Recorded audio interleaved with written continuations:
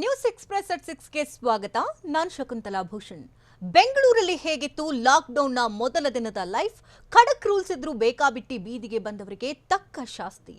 Lockdown ಅವಧಿಯಲ್ಲಿ ಸಹಾಯ ಕೇಳಿದ ವ್ಯಕ್ತಿಗೆ ಕತ್ತಿ ದರ್ಪ ತೋರಿದ್ದಾದ್ರೂ ಹೇಗೆ? ಇದೆಲ್ಲವನ್ನ ನೋಡೋಣ. ಕೊರೋನಾ ಕಂಟ್ರೋಲ್ಗೆ ಲಾಕ್ಡೌನ್ ಮೊದಲ ದಿನವೇ ಬೆಂಗಳೂರು ಕಂಪ್ಲೀಟ್ ಬಂದ್ ಆಗಿದ್ದೇಕೆ?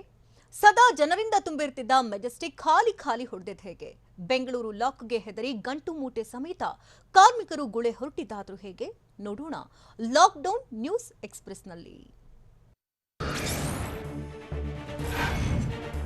ಕೊರೋನಾ ಸೋಂಕು ನಿಗ್ರಹಿಸುವ ಸಲುವಾಗಿ ಕರ್ನಾಟಕದಾದ್ಯಂತ ಇಂದಿನಿಂದ 14 ದಿನಗಳ ಕಾಲ ಟೈಟ್ ರೂಲ್ಸ್ ಜಾರಿಯಲ್ಲಿದೆ. ಹೀಗಾಗಿ ಕೇವಲ ಅಗತ್ಯ ಸೇವೆಗಳಿಗಾಗಿ ಮಾತ್ರ ಬೆಳಗ್ಗೆ 6ರಿಂದ 10 ಗಂಟೆವರೆಗೂ ಅವಕಾಶ ನೀಡಿದ್ದು, ಜನಸಾಮಾನ್ಯರು 10 ಗಂಟೆ ಬಳಿಕ ಯಾವುದೇ ಕಾರಣಕ್ಕೂ ಮನೆಯಿಂದ ಹೊರಬರುವಂತಿಲ್ಲ. 14 ದಿನಗಳ ಕಾಲ ಕೊರೋನಾದಿಂದಾಗಿ ಮನೆಯಲ್ಲೇ ವನವಾಸ ಅನುಭವಿಸುವಂತಾಗಿದೆ. ಸದಾ ಜನರಿಂದಲೇ ಗಿಜುಗುಡುತ್ತಿದ್ದ ಬೆಂಗಳೂರಿನ ಹೃದಯ ಭಾಗ ಮೆಜೆಸ್ಟಿಕ್ ಇವತ್ತು ಫುಲ್ ಸೈಲೆಂಟ್ ಆಗಿತ್ತು. ಮೆಜೆಸ್ಟಿಕ್ನ ಕೆಂಪೇಗೌಡ ನಿಲ್ದಾಣ, ಕೆಎಸ್ಆರ್ಟಿಸಿ ಬಸ್ ನಿಲ್ದಾಣ ಕಂಪ್ಲೀಟ್ ಖಾಲಿಯಾಗಿತ್ತು. ಇತ್ತ ಬಸ್ಗಳು ಇಲ್ಲದೆ ಅತ್ತ ಜನರು ಇರಲಿಲ್ಲ. ನಿನ್ನೆ ರಾತ್ರಿಯಿಂದಲೇ ಮೆಜೆಸ್ಟಿಕ್ ಬಸ್ ನಿಲ್ದಾಣ ಬಿಕೋ ಎಂದಿದೆ. ಬೆಂಗಳೂರು ಲಾಕ್ಡೌನ್ಗೆ ಹೆದರಿ ಸಾವಿರಾರು ಜನರು ರಾಜಧಾನಿ ಬಿಟ್ಟು ತಮ್ಮ ಊರುಗಳತ್ತ ದಾಂಗುಡಿ ಇಟ್ಟಿದ್ದಾರೆ. ಯಶವಂತಪುರ ಮಾರುಕಟ್ಟೆಯಲ್ಲಿ ಖರೀದಿಯ ಭರಾಟೆ ಇರಲಿಲ್ಲ. ಅತ್ಯಗತ್ಯ ಸೇವೆಗಳು ಲಭ್ಯವಿದ್ರೂ ಇತ್ತ ಜನರು ತಲೆ ಹಾಕಲೇ ಇಲ್ಲ. ಬೆಳಗ್ಗೆ 10 ಗಂಟೆವರೆಗೆ ಅಗತ್ಯ ವಸ್ತುಗಳ ಮಾರಾಟಕ್ಕೆ ಅವಕಾಶವಿದ್ದುದರಿಂದ ಜನ ನಿಧಾನಕ್ಕೆ ಮಾರ್ಕೆಟ್ನತ್ತ ಧಾವಿಸಿದ್ರು. ಲಾಕ್ಡೌನ್ನಿಂದಾಗಿ ಕೆಆರ್ ಮಾರ್ಕೆಟ್ಗೂ ಲಾಕ್ ಎಫೆಕ್ಟ್ ತಟ್ಟಿದೆ. ನಿನ್ನೆ ಗಿಜಿಗುಡುತ್ತಿದ್ದ ಮಾರ್ಕೆಟ್ನಲ್ಲಿ ಇವತ್ತು ಬೆರಳೆಣಿಕೆಯಷ್ಟು ಜನ ಮಾತ್ರ ಇದ್ರು. ಫ್ಲೈಓವರ್ ಕೆಳಗೆ ಮಾರ್ಕೆಟ್ ಮಸೀದಿ ಬಳಿ ಮಾತ್ರ ವ್ಯಾಪಾರ ನಡೆದಿತ್ತು. ಕೆಆರ್ ಮಾರ್ಕೆಟ್ನಲ್ಲಿ ತರಕಾರಿ ಮಾರಾಟಕ್ಕೆ ಮಾತ್ರ ಅವಕಾಶ ಇದೆ. ಹೀಗಾಗಿ ಬೆಳ್ಳಂಬೆಳಗ್ಗೆ ತರಕಾರಿ ಖರೀದಿಯಲ್ಲಿ ಜನ ಬ್ಯುಸಿಯಾಗಿದ್ರು. ಅಗತ್ಯ ವಸ್ತುಗಳ ಖರೀದಿಗೆ ಬೆಳಗ್ಗೆ 10 ಗಂಟೆವರೆಗೂ ಮಾತ್ರ ಟೈಮ್ ಲಿಮಿಟ್ ಇರೋದರಿಂದಾಗಿ ಜನರು ಅಂಗಡಿಗಳಲ್ಲಿ ವಸ್ತುಗಳ ಖರೀದಿಗೆ ಮುಗಿಬಿದ್ದಿದ್ರು. ದೇವನಹಳ್ಳಿ ಹಳೆ ಬಸ್ ನಿಲ್ದಾಣದ ಸಂತೆಯಲ್ಲಿ ಜನಜಂಗುಳಿಯೇ ನೆರೆದಿತ್ತು. ಖರೀದಿ ಬ್ಯುಸಿಯಲ್ಲಿ ದೈಹಿಕ ಅಂತರವನ್ನೇ ಮರೆತಿದ್ದ ಜನರು ಹಾಲು, ಸೊಪ್ಪು, ತರಕಾರಿ ಖರೀದಿಯಲ್ಲಿ ಫುಲ್ ಬ್ಯುಸಿಯಾಗಿದ್ರು. ಯಶವಂತಪುರ ರೈಲ್ವೆ ನಿಲ್ದಾಣದಲ್ಲಿ ಇವತ್ತು ಸಹ ಜನಜಾತ್ರೆಯೇ ಇದ್ದಿತ್ತು. ನಿನ್ನೆ ರಾತ್ರಿಯಿಂದಲೇ ಗಂಟು ಮೂಟೆ ಸಮೇತ ಜನರು ರೈಲಿಗಾಗಿ ಕಾದು ಕುಳಿತಿದ್ರು. ಕುಟುಂಬ ಸಮೇತ ಗಂಟು ಮೂಟೆ ಕಟ್ಟಿಕೊಂಡು ಪಯಣ ಬೆಳೆಸಿದ್ರು. ಬಿಹಾರ, ಜಾರ್ಖಂಡ್, ಒರಿಸ್ಸಾಗೆ ತೆರಳೋ ಕಾರ್ಮಿಕರೇ ಹೆಚ್ಚಾಗಿ ಜಮಾಯಿಸಿದ್ರು. ದೈಹಿಕ ಅಂತರವಿಲ್ಲದೆ, ಮಾರ್ಷಲ್ಗಳು ಇಲ್ಲದೆ ಕೋವಿಡ್ ನಿಯಮಗಳನ್ನು ಗಾಳಿಗೆ ತೂರಲಾಗಿತ್ತು. ಅಗತ್ಯ ವಸ್ತುಗಳ ಖರೀದಿಗಾಗಿ ಟೈಮ್ ಲಿಮಿಟ್ ಇಟ್ಟಿರೋದ್ರಿಂದ ಜನರು ಖರೀದಿಗೆ ಮುಗಿಬೀಳ್ತಾರೆ ಅಂದ್ಕೊಂಡಿದ್ವಿ. ಆದ್ರೆ ಯಾರು ಬರುತ್ತಲೇ ಇಲ್ಲ ಅಂತ ತರಕಾರಿ ವ್ಯಾಪಾರಿಗಳು ಕಿಡಿಕಾರಿದ್ದಾರೆ. ಬೆಳಗ್ಗೆ 6 ಗಂಟೆಯಿಂದ 10 ಗಂಟೆವರೆಗೆ ಅವಕಾಶ ಕೊಟ್ಟರೆ ಯಾರೂ ಬರಲ್ಲ. ತಂದಿದ್ದ ತರಕಾರಿ, ಸೊಪ್ಪು ಹಾಗೆ ಉಳಿದಿದೆ. ಹಾಕಿದ ಅಸಲು ಕೂಡ ಬಂದಿಲ್ಲ ಅಂತ ಕಿಡಿಕಾರಿದ್ದಾರೆ. ನಾವು ಮನೆಯಲ್ಲಿ ಮಕ್ಕಳನ್ನೆಲ್ಲ ಸಾಕಬೇಕು ಅಂತ ಯಶವಂತಪುರದಲ್ಲಿ ತರಕಾರಿ ವ್ಯಾಪಾರಸ್ಥರು ಅಳಲು ತೋಡಿಕೊಂಡಿದ್ದಾರೆ. ಕೊರೋನಾ ಲಾಕ್ಡೌನ್ ಮಧ್ಯೆಯೇ ವಿಮಾನ ಸೇವೆ ಇದೆ. ಹೀಗಾಗಿ ಕೆಂಪೇಗೌಡ ಅಂತಾರಾಷ್ಟ್ರೀಯ ವಿಮಾನ ನಿಲ್ದಾಣಕ್ಕೆ ಪ್ರಯಾಣಿಕರಿಗೆ ಅನುಕೂಲವಾಗುವಂತೆ ಏರ್ಪೋರ್ಟ್ಗೆ ಮೆಜೆಸ್ಟಿಕ್ನಿಂದ ಬಸ್ ಸೇವೆ ವ್ಯವಸ್ಥೆ ಮಾಡಲಾಗಿತ್ತು. ವಿಮಾನದಲ್ಲಿ ಹೋಗುವವರಿಗೆ ಮಾತ್ರ ಈ ಬಸ್ ವ್ಯವಸ್ಥೆ ಇದ್ದು, ಏರ್ಪೋರ್ಟ್ಗೆ ಗಂಟೆಗೆ ಒಂದು ಬಸ್ ತೆರಳುತ್ತಿವೆ. ತುರ್ತು ಸೇವೆಗೆ ಕೆಲ ಬಿಎಂಟಿಸಿ ಬಸ್ ಸಂಚಾರಕ್ಕೆ ಇರಲಿವೆ. ಇಂದಿನಿಂದ 14 ದಿನಗಳ ಲಾಕ್ಡೌನ್ ಇರೋದ್ರಿಂದ ಬೆಂಗಳೂರಿನ ಎಲೆಕ್ಟ್ರಾನಿಕ್ ಸಿಟಿ ಫ್ಲೈಓವರ್ ಸಂಪೂರ್ಣ ಬಂದಾಗಿತ್ತು. ಎಲೆಕ್ಟ್ರಾನಿಕ್ ಸಿಟಿಯಿಂದ ಮಡಿವಾಳದವರೆಗೆ ಇರುವ ಫ್ಲೈಓವರ್ ಬಂದಾಗಿದೆ. ಸುಮಾರು 10 ಕಿಲೋಮೀಟರ್ ವಿಸ್ತೀರ್ಣದ ಫ್ಲೈಓವರ್ ಇದಾಗಿದ್ದು, ಇನ್ನು 14 ದಿನಗಳ ಕಾಲ ಸಂಪೂರ್ಣ ಬಂದಾಗಿರಲಿದೆ. ಪ್ರತಿನಿತ್ಯ 10,000ಕ್ಕೂ ಹೆಚ್ಚು ವಾಹನಗಳು ಓಡಾಡ್ತಿದ್ದ ಈ ಫ್ಲೈಓವರ್ ಸದ್ಯ ಕಂಪ್ಲೀಟ್ ಬಂದಾಗಿದೆ.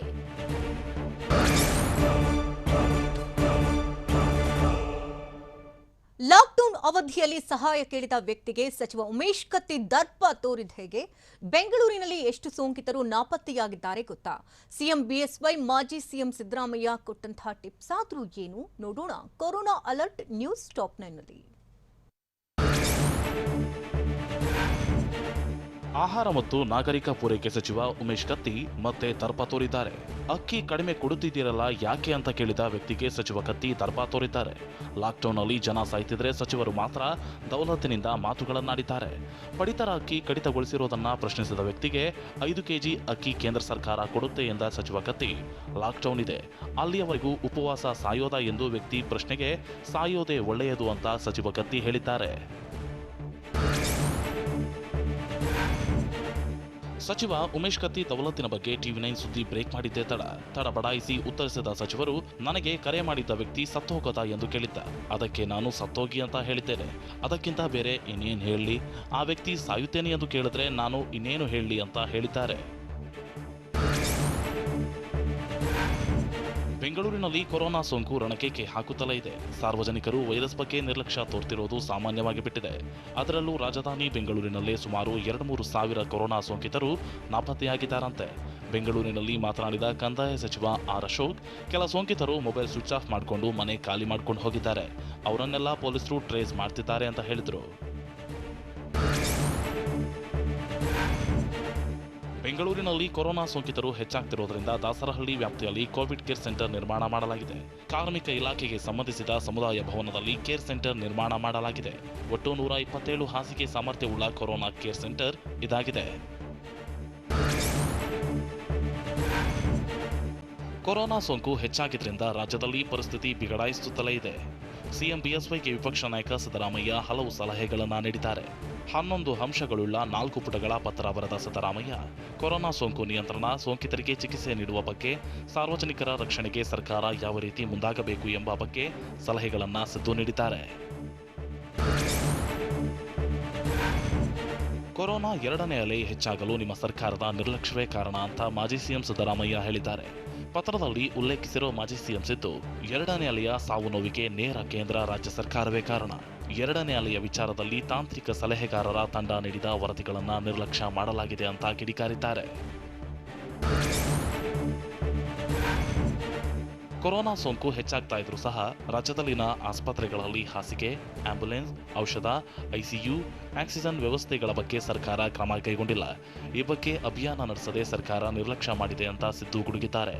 ಡಾಕ್ಟರ್ ದೇವಿಪ್ರಸಾದ್ ಶೆಟ್ಟಿ ವರದಿ ಉಲ್ಲೇಖಿಸಿರುವ ಸಿದ್ದರಾಮಯ್ಯ, ಕೋವಿಡ್ಗೆ ತುತ್ತಾಗುತ್ತಿರುವವರು ಯುವಕರೇ ಹೆಚ್ಚು ಅಂತ ದೇವಿಪ್ರಸಾದ್ ಹೇಳಿದ್ದಾರೆ. ಇದು ದುರಂತದ ವಿಚಾರ ಅಂತ ಸಿದ್ದು ಹೇಳಿದ್ದಾರೆ. ಬೆಂಗಳೂರಿನಲ್ಲಿ ಕೊರೋನಾ ವೈರಸ್ ಮರಣ ಮೃದಂಗ ಬಾರಿಸುತ್ತಲೇ ಇದೆ. ಮುಂದಿನ ದಿನಗಳಲ್ಲಿ ಸಾವಿನ ಸಂಖ್ಯೆಯಲ್ಲಿ ಮತ್ತಷ್ಟು ಏರಿಕೆಯಾಗುವ ಸಾಧ್ಯತೆ ಇದೆ. ಬೆಂಗಳೂರಿನಲ್ಲಿರೋ 13 ಚಿತಾಗಾರಗಳಲ್ಲಿ ವ್ಯವಸ್ಥೆ ಇದ್ದರೂ ಸಾಲುತ್ತಿಲ್ಲ.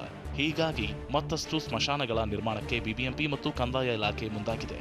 ಬಿಬಿಎಂಪಿ ವ್ಯಾಪ್ತಿಯಲ್ಲಿ ಈಗಿರೋ ಚಿತಾಗಾರ ಹಾಗೂ ಸ್ಮಶಾನಗಳ ಜೊತೆ ಹೆಚ್ಚುವರಿಯಾಗಿ 8 ಸ್ಮಶಾನಗಳ ನಿರ್ಮಾಣಕ್ಕೆ ಸ್ಥಳ ಪರಿಶೀಲನೆ ನಡೆಸಲಾಗಿದೆ. ನಿನ್ನೆ ರಾತ್ರಿಯಿಂದ ರಾಜ್ಯಾದ್ಯಂತ ಕರ್ಫ್ಯೂ ಜಾರಿಯಾದ ಬೆನ್ನಲ್ಲೇ ಮೆಜೆಸ್ಟಿಕ್ ರೈಲು ನಿಲ್ದಾಣ ಹೊರತುಪಡಿಸಿ ಉಳಿದೆಲ್ಲ ಕಡೆ ಸಂಪೂರ್ಣ ಸ್ತಬ್ಧವಾಗಿದೆ. ಮೆಜೆಸ್ಟಿಕ್ ಸುತ್ತಮುತ್ತ ತುರ್ತು ಸೇವೆ ಹೊರತುಪಡಿಸಿ ಎಲ್ಲ ಬಂದ್ ಆಗಿದ್ವು. ಯಾರೂ ರಸ್ತೆಯಲ್ಲಿ ಅನವಶ್ಯಕವಾಗಿ ಓಡಾಟ ನಡೆಸದಂತೆ ಪೊಲೀಸರು ಕಟ್ಟೆಚ್ಚರ ವಹಿಸಿದ್ದಾರೆ.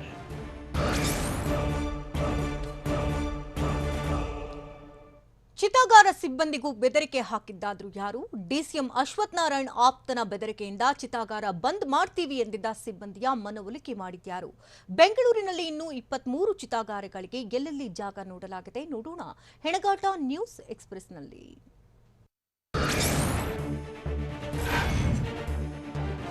ರಾಜಕೀಯಕ್ಕೆ ಹರಿಶ್ಚಂದ್ರ ಘಾಟ್ನ ಬಾಗಿಲು ಬಂದಾಗುವ ಸಾಧ್ಯತೆಯೂ ಇದೆ.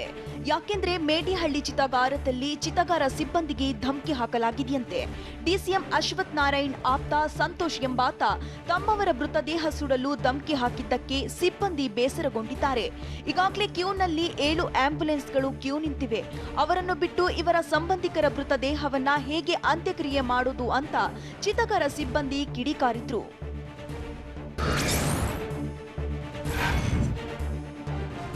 ಡಿಸಿಎಂ ಅಶ್ವಥ್ ನಾರಾಯಣ್ ಬಂದು ಸಮಸ್ಯೆಗೆ ಬಗೆಹರಿಸಬೇಕು, ಇಲ್ಲದಿದ್ರೆ ನಾಳೆ ಇಡೀ ಚಿತಾಗಾರ ಬಂದ್ ಮಾಡ್ತೀವಿ ಅಂತ ಚಿತಾಗಾರ ಸಿಬ್ಬಂದಿ ಆಕ್ರೋಶ ಹೊರಹಾಕಿದ್ದಾರೆ. ಎಲ್ಲ ಚಿತಾಗಾರದಲ್ಲೂ ಇದೇ ರೀತಿ ಸಮಸ್ಯೆ ಆಗಿದೆ. ನಾವು ಜೀವ ಒತ್ತೆ ಇಟ್ಟು ಕೆಲಸ ಮಾಡ್ತಿದ್ದೀವಿ. ನಾವು ಬೇಕಾದ್ರೆ ಕೆಲಸ ಬಿಟ್ಟು ಹೋಗ್ತೀವಿ, ಅವರೇ ಮಾಡ್ಕೊಳ್ಳಿ. ವಿಐಪಿ ಆದ್ರೆ ಅವರಿಗೊಂದು ಪ್ರತ್ಯೇಕ ಚಿತಾಗಾರ ಮಾಡಿಕೊಳ್ಳಿ. ಅಂತ್ಯ ಸಂಸ್ಕಾರಕ್ಕೆ ರಾಜಕಾರಣಿಗಳಿಂದ ಒತ್ತಡ ಬರಬಾರ್ದು. ಹಗಲು ರಾತ್ರಿ ಅನ್ನದೇ ನಾವು ಕೆಲಸ ಮಾಡ್ತಿದ್ದೀವಿ ಅಂತ ಚಿತಾಗಾರ ಸಿಬ್ಬಂದಿ ರವಿ ಆಕ್ರೋಶ ವ್ಯಕ್ತಪಡಿಸಿದ್ರು.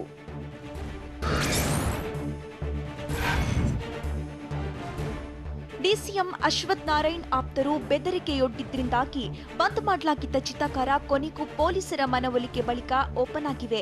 ಬೆಂಗಳೂರಿನ ಹರಿಶ್ಚಂದ್ರ ಘಾಟ್ ಓಪನ್ ಆಗಿದ್ದು ಜನರಿಗೆ ತೊಂದರೆ ಆಗಬಾರದೆಂದು ಕೆಲಸಕ್ಕೆ ಹಾಜರಾಗಿದ್ರು. ಸಾರ್ವಜನಿಕರಿಗೆ ಸುಖಾಸುಮ್ಮನೆ ತೊಂದರೆಯಾಗತ್ತೆ, ಹೀಗಾಗಿ ಮೃತದೇಹ ದಹನ ಮಾಡಲು ನಿರ್ಧರಿಸಿದ್ದೇವೆ. ಬೆದರಿಕೆ ಹಾಕಿದ್ದ ಸಂತೋಷ್ನನ್ನು ಪೊಲೀಸರು ಕರೆಸುವುದಾಗಿ ಹೇಳಿದ್ದಾರೆ ಅಂತ ಚಿತಾಗಾರ ಸಿಬ್ಬಂದಿ ಹೇಳಿದ್ರು. ಬೆಂಗಳೂರಿನಲ್ಲಿ ಕೊರೋನಾ ಸೋಂಕಿನಿಂದ ಮೃತಪಡುವವರ ಸಂಖ್ಯೆ ಹೆಚ್ಚಾಗಿದ್ದು ಚಿತಾಗಾರ ಸಮಸ್ಯೆಯೂ ಹೆಚ್ಚಾಗಿದೆ. ಹೀಗಾಗಿ ಚಿತಾಗಾರ ನಿರ್ಮಾಣಕ್ಕೆ ಅಶೋಕ್ರಿಂದ ಸ್ಥಳ ಪರಿಶೀಲನೆ ನಡೆಸಿದ್ದು ಬೆಂಗಳೂರು ಉತ್ತರ ತಾಲೂಕಿನ ಗಿಡ್ಡೇನಹಳ್ಳಿ, ಯಲಹಂಕ ತಾಲೂಕಿನ ಬಂಗೀಪುರದಲ್ಲಿ ಸ್ಥಳ ಪರಿಶೀಲಿಸಿದ್ರು. ಗಿಡ್ಡೇನಹಳ್ಳಿಯಲ್ಲಿ ನಾಳೆಯಿಂದ ಸೌದೆ ಮೂಲಕ ಅಂತ್ಯಕ್ರಿಯೆ ನಡೆದರೆ ಬಂಗೀಪುರದಲ್ಲಿ ಶುಕ್ರವಾರದಿಂದ ಅಂತ್ಯಕ್ರಿಯೆ ನಡೆಸಲು ಕಂದಾಯ ಇಲಾಖೆ ಅನುಮತಿ ನೀಡಿದೆ.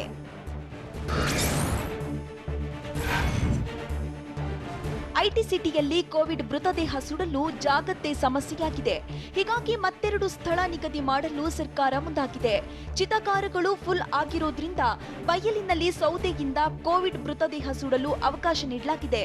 ಬೆಂಗಳೂರು ಸುತ್ತಮುತ್ತ ಈಗಾಗಲೇ 23 ಸ್ಥಳಗಳನ್ನು ಗುರುತಿಸಿದ್ದು ಪರಿಶೀಲನೆ ನಡೆಸಲಾಗುತ್ತಿದೆ ಅಂತ ಕಂದಾಯ ಸಚಿವ ಅಶೋಕ್ ಹೇಳಿದ್ರು.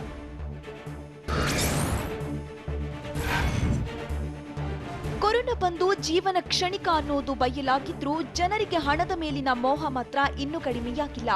ಅದರಲ್ಲೂ ಕೊರೋನಾ ಸೋಂಕಿನಿಂದ ಮೃತಪಟ್ಟವರಿಂದ ಆಂಬ್ಯುಲೆನ್ಸ್ ಚಾಲಕರು ವಸೂಲಿ ಮಾಡುವ ದಂಧೆಗೆ ಬ್ರೇಕೇ ಬೀಳ್ತಿಲ್ಲ. ಸುಮನಹಳ್ಳಿಯಲ್ಲಿ 5 ರಿಂದ 10 ಸಾವಿರ ಹಣ ಕೇಳ್ತಿದ್ದಾರೆಂದು ಚಿತಾಗಾರದ ಬಳಿ ಸಂಬಂಧಿಕರು ಅಳಲು ತೋಡಿಕೊಂಡ್ರು.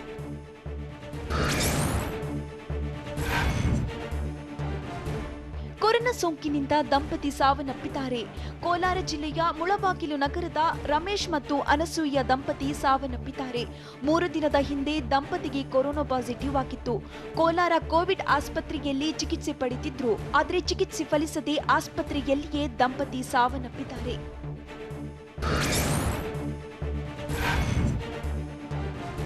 56 ವರ್ಷದ ಮಹಿಳೆ ಕೊರೋನಾಗೆ ಬಲಿಯಾಗಿದ್ದು ಸುಮನಹಳ್ಳಿ ಚಿತಾಗಾರಕ್ಕೆ ತಾಯಿಯ ಮೃತದೇಹ ತಂದ ಮಗ ಭಾವುಕರಾಗಿದ್ರು. ನಮ್ಮ ಅಮ್ಮ ಚೆನ್ನಾಗಿಯೇ ಇದ್ರು, ನೆಗಡಿ ಕೆಮ್ಮು ಅಂತ ಆಸ್ಪತ್ರೆಗೆ ಕರೆದುಕೊಂಡು ಹೋದ್ವಿ. ಆಸ್ಪತ್ರೆಯಲ್ಲಿ ದಿನಕ್ಕೆ 35,000 ರೂಪಾಯಿ ಬಿಲ್ ಮಾಡಿದ್ದಾರೆ. ಟೋಟಲ್ 3,30,000 ಬಿಲ್ ಮಾಡಿದ್ರು. ನಾನು ಆಟೋ ಓಡಿಸೋದು, ಅಮ್ಮನನ್ನ ಉಳಿಸಲು ಬಡ್ಡಿಗಾಗಿ ಹಣ ತಂದು ಕೊಟ್ಟಿದ್ದೆ ಅಂತ ಮಗ ಪ್ರದೀಪ್ ಅಳಲು ತೋಡಿಕೊಂಡ್ರು.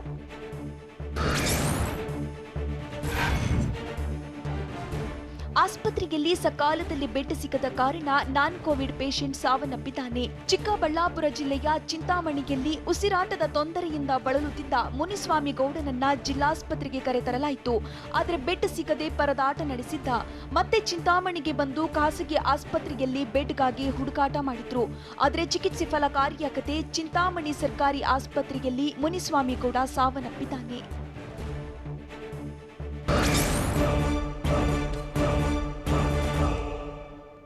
ಲಾಕ್ಡೌನ್ ಇದ್ರೂ ಜನರು ಡೋಂಟ್ ಕೇರ್ ಅಂತ ಹೇಳಿದ್ದಾದ್ರೂ ಎಲ್ಲಿ? ಸರ್ಕಾರದ ವಿರುದ್ಧ ಅಜ್ಜಿಯೊಬ್ಬಳು ಹಿಡಿಶಾಪ ಹಾಕಿದ್ದಾದ್ರೂ ಯಾಕೆ? ಸಂಕಷ್ಟದಲ್ಲಿ ಸಿಲುಕಿದ್ದ ತಾಯಿ ಮಗಳಿಗೆ ಖಾಕಿ ನೆರವು ನೀಡಿದ್ದಾದ್ರೂ ಹೇಗೆ? ನೋಡೋಣ ಲಾಕ್ ಶಾಕ್ ನ್ಯೂಸ್ ಟಾಪ್ 9ನಲ್ಲಿ. ರಾಜ್ಯದಲ್ಲಿ ಕೊರೋನಾ ಕಂಟ್ರೋಲ್ಗೆ ಲಾಕ್ಡೌನ್ ಮಾಡಿದ್ರೂ ಸಹ ಜನ ಮಾತ್ರ ಯಾವುದಕ್ಕೂ ಕ್ಯಾರೆ ಅಂತಿಲ್ಲ. ಕೊಪ್ಪಳದಲ್ಲಿ ಅನಗತ್ಯವಾಗಿ ಓಡಾಡೋರ ಸಂಖ್ಯೆ ಹೆಚ್ಚುತ್ತಲೇ ಇದೆ. ಕಟ್ಟುನಿಟ್ಟಿನ ನಿಯಮಗಳನ್ನು ಪಾಲಿಸದೆ ಜನರು ಬೇಕಾಬಿಟ್ಟಿ ಓಡಾಟ ನಡೆಸಿದ್ರು. ಕಟ್ಟುನಿಟ್ಟಿನ ಆದೇಶ ಇದ್ರೂ ಜನ ಮಾತ್ರ ಯಾವುದಕ್ಕೂ ಕ್ಯಾರೆ ಅಂತಿಲ್ಲ. ಸರ್ಕಾರ ಅಗತ್ಯ ವಸ್ತುಗಳ ಖರೀದಿಗಾಗಿ ಬೆಳಗ್ಗೆ 6 ರಿಂದ 10 ಗಂಟೆವರೆಗೂ ಕಾಲಾವಕಾಶ ನೀಡಿದ್ದಕ್ಕೆ ಹಲವರು ಆಕ್ರೋಶ ವ್ಯಕ್ತಪಡಿಸಿದ್ದಾರೆ. ಮೈಸೂರಿನಲ್ಲಿ ವೃದ್ಧಿಯೊಬ್ಬಳು ಸರ್ಕಾರಕ್ಕೆ ಹಿಡಿಶಾಪ ಹಾಕಿದ್ದಾರೆ. ನಿಮ್ದೇ ದರ್ಬಾರು, ಅದೇನ್ ಮಾಡ್ತಿರೋ ಮಾಡಿ, ಹೀಗೆಲ್ಲ ನಿಯಮ ಹೇರಿದ್ರೆ ಕಾಯಿಲೆ ವಾಸಿಯಾಗುತ್ತಾ? ಮಕ್ಕಳಿಗೂ ಕೆಲಸವಿಲ್ಲ, ನನಗೂ ವ್ಯಾಪಾರವಿಲ್ಲ, ಜೀವನ ಹೇಗೆ ನಡೆಸೋದು ಅಂತ ಅಶೋಕಪುರಂ ವೀಳ್ಯದೆಲೆ ವ್ಯಾಪಾರಿ ಜಯಲಕ್ಷ್ಮಮ್ಮ ಕಿಡಿಕಾರಿದ್ರು. ಆಸ್ಪತ್ರೆಗೆ ಹೋಗಲು ಬಸ್ ಇಲ್ಲದೆ ತಾಯಿ ಮಗಳು ಪರದಾಟ ನಡೆಸಿದಾಗ ಪೊಲೀಸರು ಹೃದಯವಂತಿಕೆ ಮೆರೆದಿದ್ದಾರೆ. ಸಂಕಷ್ಟದಲ್ಲಿದ್ದವರಿಗೆ ಕಲಬುರಗಿಯ ಸ್ಟೇಷನ್ ಬಜಾರ್ ಠಾಣೆಯ ಸಿಪಿಐ ಸಹಾಯ ಮಾಡಿದ್ದಾರೆ. ವಲ್ಲಭಭಾಯ್ ಪಟೇಲ್ ವೃತ್ತದಿಂದ ಆಸ್ಪತ್ರೆಗೆ ಕಾರು ವ್ಯವಸ್ಥೆ ಮಾಡಿದ್ದು ಮಗಳ ಕೈ ಮುರಿದಿತ್ತು. ಆದರೆ ಲಾಕ್ಡೌನ್ನಿಂದಾಗಿ ಬಸ್ ಇರಲಿಲ್ಲ. ಆಗ ಆಸ್ಪತ್ರೆಗೆ ಹೋಗಲು ಪೊಲೀಸರೇ ವ್ಯವಸ್ಥೆ ಮಾಡಿದ್ದಾರೆ. ಕಠಿಣ ರೂಲ್ಸ್ ಜಾರಿಯಲ್ಲಿದ್ರೂ ಸಹ ಯಾದಗಿರಿಯಲ್ಲಿ ಆದೇಶ ಉಲ್ಲಂಘಿಸಿ 10 ಗಂಟೆ ಬಳಿಕವೂ ಅಂಗಡಿಗಳು ಓಪನ್ ಆಗಿದ್ವು. ಯಾದಗಿರಿಯಲ್ಲಿ ತೆರೆದಿದ್ದ ಅಂಗಡಿಗಳ ಮೇಲೆ ದಾಳಿ ಮಾಡಿದ್ದ ಪೊಲೀಸರು ನಿಯಮ ಮೀರಿ ಅಂಗಡಿ ತೆರೆದಿದ್ದ ಮಾಲೀಕರಿಗೆ ಲಾಠಿ ಏಟು ಕೊಟ್ಟರು. ಪೊಲೀಸರು ಬಂದು ಲಾಠಿ ರುಚಿ ತೋರಿಸಿದ ಬಳಿಕ ಅಂಗಡಿಗಳನ್ನ ಬಂದ್ ಮಾಡಲಾಯಿತು. ಕೊರೋನಾ ಕಂಟ್ರೋಲ್ಗೆ ಮುಂಜಾಗ್ರತೆ ಕ್ರಮವಾಗಿ ಲಾಕ್ಡೌನ್ ಮಾಡಿದ್ದು ರಾಷ್ಟ್ರೀಯ ಹೆದ್ದಾರಿ 66ರಲ್ಲಿ ವಾಹನ ಸಂಚಾರ ವಿರಳವಾಗಿತ್ತು. ಉಡುಪಿ ಬಳಿಯ ಹೆದ್ದಾರಿಯಲ್ಲಿ ಗೂಡ್ಸ್ ಗಾಡಿಗಳನ್ನ ಬಿಟ್ಟರೆ ಬೆರಳೆಣಿಕೆಯ ವಾಹನಗಳು ಸಂಚಾರ ಮಾಡುತ್ತಿದ್ವು. ನಿತ್ಯವೂ ರಶ್ ಆಗುತ್ತಿರುವ ಟೋಲ್ ಗೇಟ್ನಲ್ಲಿ ಇಂದು ಬೆರಳೆಣಿಕೆ ವಾಹನಗಳ ಸಂಚಾರವಿತ್ತು. ಲಾಕ್ಡೌನ್ ಅವಧಿಯಲ್ಲೂ ಅನಗತ್ಯವಾಗಿ ಬೀದಿಗಿಳಿದವರಿಗೆ ಪೊಲೀಸರು ಬಿಸಿ ಮುಟ್ಟಿಸಿದ್ದಾರೆ. ಶಿವಮೊಗ್ಗ ಜಿಲ್ಲೆ ವಿನೋಬನಗರ ಪೊಲೀಸರು ಕಾರ್ಯಾಚರಣೆ ನಡೆಸಿದ್ದು, ನಗರದ ಲಕ್ಷ್ಮೀ ಚಿತ್ರಮಂದಿರದ ಬಳಿ ಪೊಲೀಸರು ತಪಾಸಣೆ ನಡೆಸಿದ್ರು. ಈ ವೇಳೆ 2 ಕಾರ್ ಮತ್ತು 12 ಬೈಕ್ ಸೀಸ್ ಮಾಡಲಾಗಿದೆ. ಈ ವೇಳೆ ಬೈಕ್ ಮತ್ತು ಕಾರ್ ಚಾಲಕರು ಪೊಲೀಸರ ಜೊತೆ ವಾಗ್ವಾದ ನಡೆಸಿದ್ರು. ಕೊರೋನಾ ಸೋಂಕಿತರ ಜೊತೆ ಚಿಕ್ಕಬಳ್ಳಾಪುರ ಜಿಲ್ಲಾಧಿಕಾರಿ ಸಂವಾದ ನಡೆಸುವ ಮೂಲಕ ಸ್ಥೈರ್ಯ ತುಂಬಿದ್ದಾರೆ. ಚಿಕ್ಕಬಳ್ಳಾಪುರ ನಗರದ ವಾರ್ಡ್ ನಂಬರ್ 10ರಲ್ಲಿ ಹೋಮ್ ಐಸೋಲೇಷನ್ ನಲ್ಲಿರುವ ಸೋಂಕಿತರ ಜೊತೆ ವಿಡಿಯೋ ಕಾಲ್ ಮೂಲಕ ಸಂವಾದ ನಡೆಸಿದ್ರು. ಸೋಂಕಿತರ ಕುಂದುಕೊರತೆ ಸಮಸ್ಯೆಗಳನ್ನ ಚಿಕ್ಕಬಳ್ಳಾಪುರ ಜಿಲ್ಲಾಧಿಕಾರಿ ಲತಾ ಆಲಿಸಿದ್ರು. ಜಿಲ್ಲಾಧಿಕಾರಿಗೆ ಚಿಕ್ಕಬಳ್ಳಾಪುರ ನಗರಸಭೆ ಆಯುಕ್ತ ಡಿ ಲೋಹಿತ್, ನಗರಸಭೆ ಅಧ್ಯಕ್ಷ ಆನಂದ್ ರೆಡ್ಡಿ ಸಾಥ್ ನೀಡಿದ್ರು. ದಾವಣಗೆರೆ ಜಿಲ್ಲೆಯಲ್ಲಿ 5 ಲಕ್ಷ ಕೋವಿಡ್ ಟೆಸ್ಟ್ ಮಾಡಿದ್ದೇವೆ. ಜಿಲ್ಲೆಯಲ್ಲಿ ಕೊರೋನಾ ಸೋಂಕಿತರಿಗೆ ಬೆಡ್ ಕೊರತೆ ಇಲ್ಲ ಅಂತ ಸಚಿವ ಭೈರತಿ ಬಸವರಾಜ್ ಹೇಳಿದ್ರು. ಬೆಂಗಳೂರಿನಲ್ಲಿ ಮಾತನಾಡಿದ ಭೈರತಿ ಬಸವರಾಜ್, ಈವರೆಗೂ 4200 ಬೆಡ್ ಲಭ್ಯವಿದ್ದು 500 ಬೆಡ್ಗಳಷ್ಟೇ ಫುಲ್ ಆಗಿದೆ. ಜಿಲ್ಲೆಯಲ್ಲಿ 900 ಕೊರೋನಾ ಸೋಂಕಿತರ ಪೈಕಿ 6 ಸೋಂಕಿತರು ಹೋಮ್ ಐಸೋಲೇಷನ್ ನಲ್ಲಿ ಇದ್ದಾರೆ. ಕೋವಿಡ್ ನಿಯಂತ್ರಣಕ್ಕೆ ಬೂತ್ ಮಟ್ಟದಲ್ಲಿ ಸಮಿತಿ ರಚನೆ ಮಾಡಲಾಗಿದೆ ಅಂತ ಭೈರತಿ ಹೇಳಿದ್ರು. ಲಾಕ್ಡೌನ್ನಿಂದಾಗಿ ವ್ಯಾಪಾರಿಗಳಿಗೆ ಸಂಕಷ್ಟ ಎದುರಾಗಿ ವ್ಯಾಪಾರವೂ ಇಲ್ಲದೆ ಮನೆಗೆ ಹೋಗೋಕ್ಕೂ ಬಸ್ ಇಲ್ಲದೆ ಪರದಾಟ ನಡೆಸಿದ್ದಾರೆ. ಬಸ್ ಆಟೋಗಾಗಿ ವ್ಯಾಪಾರಿಗಳು ಕಾದು ನಿಂತಿದ್ದಾರೆ. ಕೆಆರ್ ಮಾರ್ಕೆಟ್ ಬಳಿ ನಿಂತಿದ್ದ ವ್ಯಾಪಾರಿಗಳನ್ನ ಕೊನೆಗೂ ಬಿಎಂಟಿಸಿ ಬಸ್ನಲ್ಲಿ ತೆರಳಲು ಅವಕಾಶ ನೀಡಲಾಯಿತು.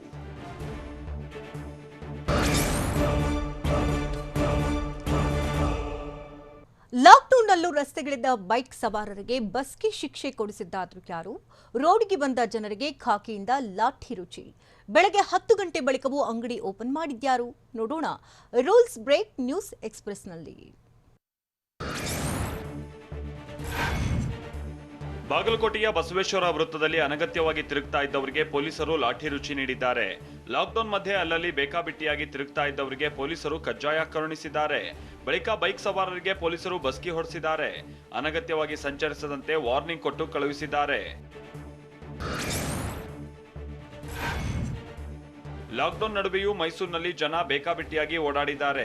ಅಂಗಡಿ ಮುಂಗಟ್ಟು ಬಂದಾದ್ರೂ ಜನರ ಓಡಾಟಕ್ಕೆ ಮಾತ್ರ ಬ್ರೇಕ್ ಬಿದ್ದಿಲ್ಲ. ಬೈಕ್ ನಲ್ಲಿ ಸುತ್ತಾಡ್ತಿದ್ದಾರೆ. ಮೈಸೂರು ಜಿಲ್ಲೆ ಎಚ್ಡಿ ಕೋಟೆ ತಾಲೂಕಿನ ಹ್ಯಾಂಡ್ ಪೋಸ್ಟ್ ನಲ್ಲಿ ಸುಮ್ಮನೆ ರಸ್ತೆಯಲ್ಲಿ ಓಡಾಟ ನಡೆಸ್ತಾ ಇದ್ರು. ಮೆಡಿಕಲ್ ಶಾಪ್ ಮತ್ತು ಗೊಬ್ಬರದ ಅಂಗಡಿಗಳಿಗೆ ಮಾತ್ರ ಅವಕಾಶ ನೀಡಿದ್ದು, ಆಸ್ಪತ್ರೆ, ಕೃಷಿ ನೆಪ ಹೇಳ್ಕೊಂಡು ತಿರುಗಾಡ್ತಿದ್ರು. ಚಿಕ್ಕಬಳ್ಳಾಪುರದಲ್ಲಿ ಲಾಕ್ಡೌನ್ ನಿಯಮ ಉಲ್ಲಂಘಿಸಿ ಹೊರಗೆ ಬಂದವರಿಗೆ ಪೊಲೀಸರು ಲಾಠಿ ಏಟು ಕೊಟ್ಟಿದ್ದಾರೆ. ಕ್ಷುಲ್ಲಕ ಕಾರಣ ನೀಡಿ ರಸ್ತೆಯಲ್ಲಿ ಜನರು ಬೇಕಾಬಿಟ್ಟಿಯಾಗಿ ಓಡಾಡ್ತಾ ಇದ್ದು, ಈ ವೇಳೆ ತಪಾಸಣೆ ನಡೆಸಿದ ಪೊಲೀಸರು ಲಾಠಿ ಬೀಸಿದ್ದಾರೆ. ಅಲ್ಲದೆ ಸುಮ್ಸುಮ್ನೆ ಓಡಾಡೋರನ್ನ ನಿಯಂತ್ರಿಸೋದಕ್ಕೆ ಪೊಲೀಸರು ಸಾಹಸ ಪಡ್ತಿದ್ದಾರೆ. ನಗರದ 4 ದಿಕ್ಕಿನಲ್ಲೂ ಬ್ಯಾರಿಕೇಡ್ ಹಾಕಿ ರಸ್ತೆಗೆ ಇಳಿದವರಿಗೆ ಲಾಠಿ ರುಚಿ ಕೊಡ್ತಿದ್ದಾರೆ. ಅಗತ್ಯ ವಸ್ತುಗಳ ಖರೀದಿ ಸಮಯ ಮುಗಿತಾ ಇದ್ದ ಹಾಗೆ ಹುಬ್ಬಳ್ಳಿ ಪೊಲೀಸರು ಫೀಲ್ಡ್ಗಿಳಿದಿದ್ರು. ಚೆನ್ನಮ್ಮ ವೃತ್ತ, ಸಂಗೊಳ್ಳಿ ರಾಯಣ್ಣ ವೃತ್ತ ಸೇರಿದ ಹಾಗೆ ಹಲವು ಕಡೆ ವಾಹನಗಳ ತಪಾಸಣೆ ನಡೆಸಿದ್ರು. ಬ್ಯಾರಿಕೇಡ್ ಹಾಕಿ ಚೆಕ್ ಪೋಸ್ಟ್ ನಿರ್ಮಿಸಿ ರಸ್ತೆಗಳಲ್ಲಿ ಅನಗತ್ಯವಾಗಿ ಓಡಾಡ್ತಾ ಇದ್ದವರಿಗೆ ಪೊಲೀಸರು ಎಚ್ಚರಿಕೆ ಕೊಟ್ರು.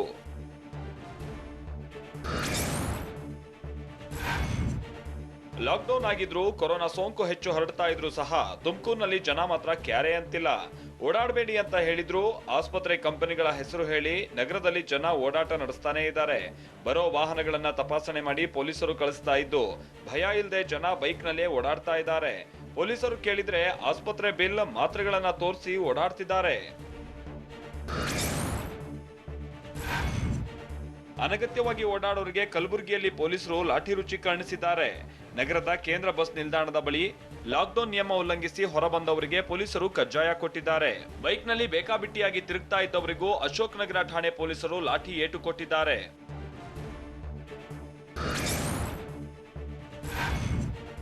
ರಾಜ್ಯದಲ್ಲಿ ಇವತ್ತಿನಿಂದ 14 ದಿನ ಟಫ್ ರೂಲ್ಸ್ ಜಾರಿಯಾಗಿದ್ರೂ ಸಹ ಕೋಟೆನಾಡು ಚಿತ್ರದುರ್ಗದಲ್ಲಿ ಕೊರೋನಾ ರೂಲ್ಸ್ಗೆ ಬ್ರೇಕ್ ಬಿದ್ದಿತ್ತು. ಮೊಬೈಲ್, ಫುಟ್ವೇರ್ ಮತ್ತು ಬಟ್ಟೆ ಅಂಗಡಿಗಳು ಓಪನ್ ಆಗಿದ್ವು. ನಗರದ ಬಿಡಿ ರಸ್ತೆಯಲ್ಲಿ ಅರ್ಧ ಶಟರ್ ತೆರೆದು ವ್ಯಾಪಾರ ವಹಿವಾಟನ್ನ ನಡೆಸಲಾಗ್ತಾ ಇತ್ತು.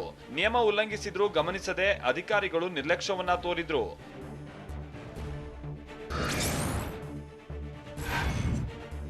ಇಂದಿನಿಂದ 14 ದಿನಗಳ ಕಾಲ ಲಾಕ್ಡೌನ್ ಜಾರಿಯಾಗಿದ್ದು ಕೇವಲ 10 ಗಂಟೆವರೆಗೂ ಮಾತ್ರ ಅಂಗಡಿ ತೆರೆಯೋದಕ್ಕೆ ಅವಕಾಶ ನೀಡಲಾಗಿದೆ. ಆದರೆ ಸರ್ಕಾರದ ಆದೇಶಕ್ಕೂ ಕ್ಯಾರೆ ಅನ್ನದ ವ್ಯಾಪಾರಿಗಳು ರಾಮನಗರದಲ್ಲಿ 10 ಗಂಟೆಯ ಬಳಿಕವೂ ಅಂಗಡಿಯನ್ನ ಬಂದ್ ಮಾಡದೆ ವ್ಯಾಪಾರ ವಹಿವಾಟು ನಡೆಸೋದ್ರಲ್ಲೇ ಬ್ಯುಸಿಯಾಗಿದ್ರು.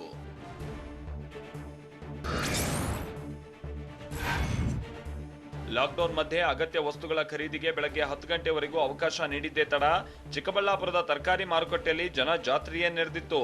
ಮಾರುಕಟ್ಟೆಯಲ್ಲಿ ಜನ ಜಂಗುಳಿ ಆಗಬಾರ್ದು ಅಂತ ಪೊಲೀಸರು ಮಾರುಕಟ್ಟೆಯ ಪ್ರವೇಶ ದ್ವಾರದಲ್ಲೇ ಜನರನ್ನ ವಿಚಾರಿಸಿ ಮಾಸ್ಕ್ ಇರೋದನ್ನ ಗಮನಿಸಿ ಪ್ರವೇಶವನ್ನ ನೀಡಿದ್ರು. ಮತ್ತೊಂದ್ ಕಡೆ ಮಾರುಕಟ್ಟೆಯಲ್ಲಿ ಸಾಮಾಜಿಕ ಅಂತರ ಕಾಪಾಡದ ವರ್ತಕರಿಗೆ ಸ್ಥಳದಲ್ಲೇ ಲಾಠಿ ರುಚಿ ತೋರಿಸಿದ್ರು.